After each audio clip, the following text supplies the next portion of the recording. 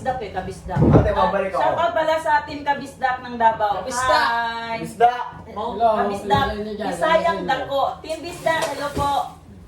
Ayan, kay kuya ko na nandito sa Japan ngayon, na taga-tagum din siya. Shoutout po sa inyo. Salamat sa tulong po kuya. Thank you po ha. Ayan, Okay. nagkain na kita ng lugaw. At ito naman, meron kaming question and answer portion ngayon. Kasi itong mga trainee ng Japan, nalilito din sila. Ang tanong nila sa akin, meron bang extension sila kasi pabalik-balik na to sila ng 3 years, 3 years.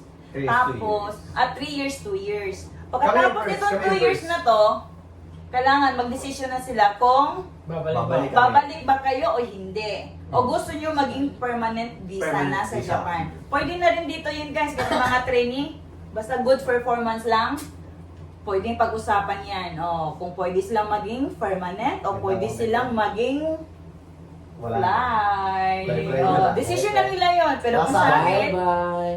pero kung sa akin lang naman kung maging ano lang sana. Good attitude.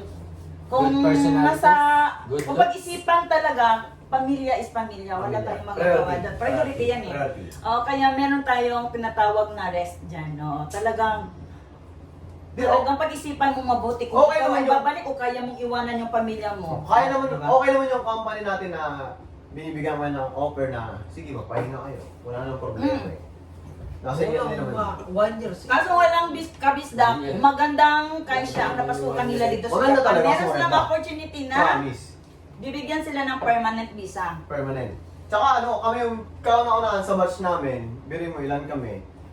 200, 500 plus. Tapos kayo pa. Ang dami pang mga nauna. Siguro isang 1 month, 500 plus. Then another month, Hindi, as walang a pa trainee 500 ba? plus. As a trainee. May As a yun trainee. ba? As a- Pero kami yung kauna-una na binigyan ng priority na bumalik dito extension. Di ba? Kayo Kami na yung first kauna. yan. Kaya sa lahat ng mga siguro, mga 30 companies, Mm.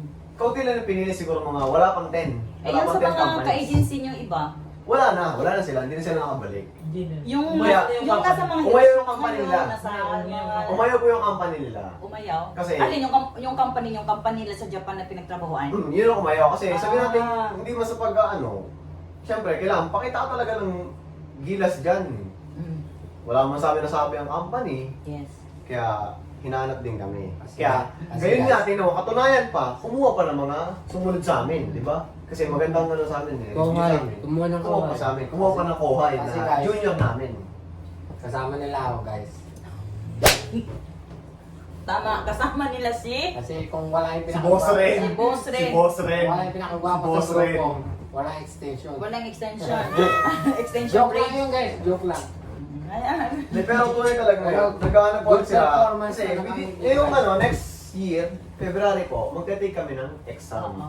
Another 5 years. Pero guys, kung kailangan nyo ng extension talaga sa buhay dito sa Japan, kailangan nyo mag-aral. At magsipag sa trabaho. At Number 1 yun. At Alis, kinanap. kailangan, priority nyo, pamilya nyo kung pamilyado kayo.